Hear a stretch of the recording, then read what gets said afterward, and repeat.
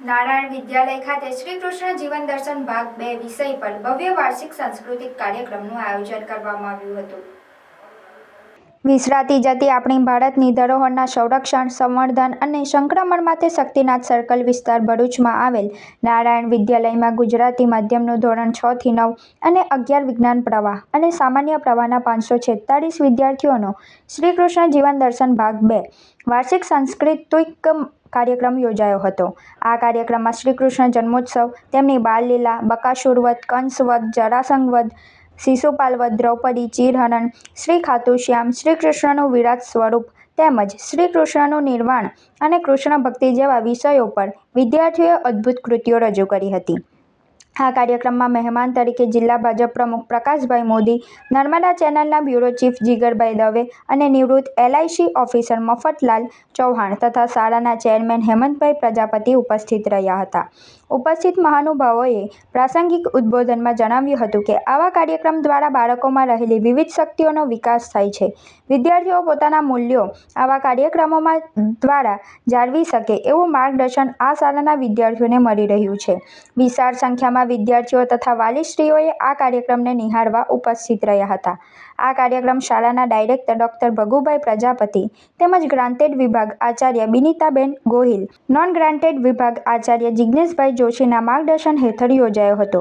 સમગ્ર કાર્યક્રમનું સફળ સંચાલન શાળાના શિક્ષકો કંચનબેન પરમાર, કુસુમબેન માવડ તથા ચારુલબેન જોશી દ્વારા કરવામાં આવ્યું હતું। કંસની બહેન દેવકી જોડે મારા પિતા વાસુદેવના વિવાહ કરવાનો પ્રસ્તાવ મૂકવામાં આવ્યો હતો।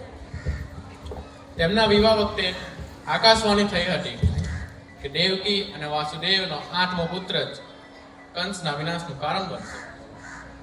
ત્યારે કંસે મારા માતા અને પિતાને કારાગૃહમાં પૂરી દીધા હતા। દરેક પુત્ર, દરેક સંતાન, દરેક પુત્રીનો કંસે વિનાશ કર્યો હતો। શ્રીમદ ભગવદ્ ગીતા ત્યાંના પ્રધાનમંત્રીને અથવા રાષ્ટ્રપતિને અર્પણ કરે છે અને એ જ રીતે વિશ્વના કોઈ પણ ખૂણામાંથી કોઈ પણ અતિથિ આવે, પ્રધાનમંત્રી આવે, રાષ્ટ્રપતિ આવે તો એનું પણ અહીં ભારતમાં ભગવદ્ ગીતા આપી સન્માન કરવામાં આવે છે।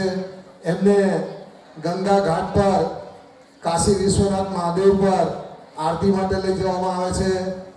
ભગવાન શ્રી રામના મંદિર અયોધ્યામાં પૂજા માટે લઈ જવામાં આવે છે। એટલે ભારતીય સંસ્કૃતિનો એક પણ જે કહેવાય કે પ્રસાર પ્રચાર માટેની તક તેઓ ચૂકતા નથી।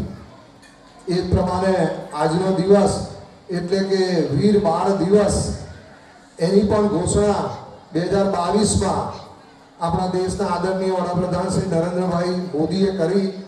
જે આપણા યુવાનો, તમે જે ભણી રહ્યા છો સ્ટુડન્ટ્સ, આગળ જણીને તમે આગળ ક્યાં વધશો। જેવી રીતે હું IIIT બેંગ્લોરથી ગોલ્ડ મેડલ લીધો, પણ અમે પણ ક્યાંક ને ક્યાંક તો તમે IIMમાં પણ જાઓ તો આ બધા લેસન હવે શીખવાડવામાં આવે છે। કૃષ્ણના ગીતાના પાઠ મેનેજમેન્ટ લેસન તરીકે આખી દુનિયામાં મોટા મોટા પ્રોફેસરો પણ શીખી રહ્યા છે। તો ફરીથી આખી ટીમને અને જે છોકરાઓએ પરફોર્મન્સ, હું તો જન્માષ્ટમી સેલિબ્રેટ કરતો એવું મને લાગ્યું હતું। So again I am very happy and glad and honoured to be here and thank you very much. નર્મદે હર, જય શ્રી કૃષ્ણ।